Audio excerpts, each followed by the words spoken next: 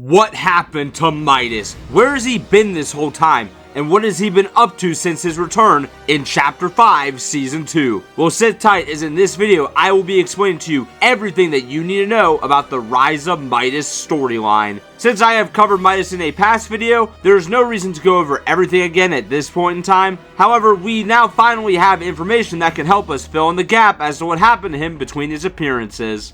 So when we last saw Midas in a major role was during, of course, Chapter 2, Season 3, when he was eaten by that shark, but as I said in my previous video, that event occurred inside of the loop, meaning that Midas was alive again 22 minutes later. Midas was then able to escape the loop and got his revenge on that shark, where from this point in the story, he was actually always working behind the scenes on the island organizing his next move. That was until one day, sometime between Chapter 2 Season 7 and Chapter 4 Season 3, where Midas had a run-in with the time-traveling vampire Cato Thorn. Cato was on a mission to collect powerful weapons and relics from throughout the island's history, so naturally, he came after Midas. The two clashed, but Cato overpowered Midas, not only stealing his drum gun, but also his hand. Cato then sent Midas straight to the underworld, where he was imprisoned by Hades, using chains that were able to block his golden touch. Alright, with all the background information out of the way, let's tackle the storyline of the Rise of Midas questline. So at the beginning of this season, we can see that Midas' old crew, who Midas had left Brutus in charge of, has arrived on this new island,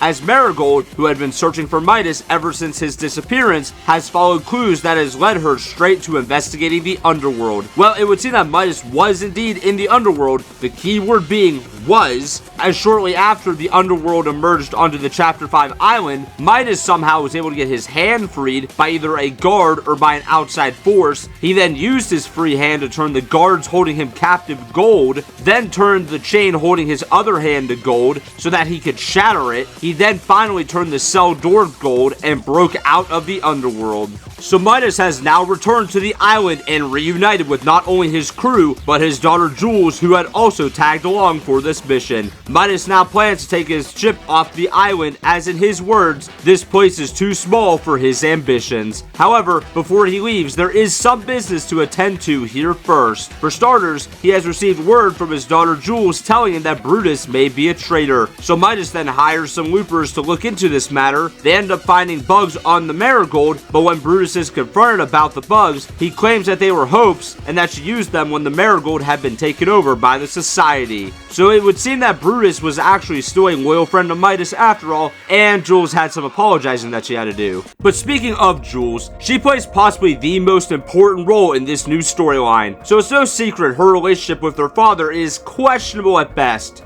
She kind of hates him and prefers staying away from him. I mean, it's understandable considering the myths of Midas quest allude to the fact that Jules was the daughter that Midas had turned to gold by mistake, and that he had to make a great sacrifice to bring back to life. Midas does actually adore Jules, to the point where he even got one of her favorite inventions tattooed onto his chest, but Jules still has trust issues towards him. However, a mutual contact informs Jules about the chains of Hades and how they were able to stop Midas' golden touch. This, of course, intrigues Jules, so she sends some loopers to get the essence of the river Styx so that she could study it. After receiving what she needed, she gets to work on making some gauntlets for Midas that would allow him to actually control his golden touch. Jules successfully builds the gauntlets and gives them to her father, who she finally admits to that she's glad to see again, and Midas does the same and tells Jules how proud he is of her for stepping out on her own in his absence. So after all of these years, Midas finally redeems himself in the eyes of his daughter, and the two are finally on good terms once again. Midas still has a lot to prove to Jules, but they're definitely heading in the right direction. And now comes the finale of this storyline. Midas is set to leave this new island for good and carry out his new ambitions, which we'll most likely see in Fortnite's new open world mode that is supposedly being worked on right now, which honestly I suspect this is the mode that a lot of the storylines will be taking place in going forwards. But for now, it looks like Midas has his eyes set on rebuilding his life and improving his relationship with his daughter going forward.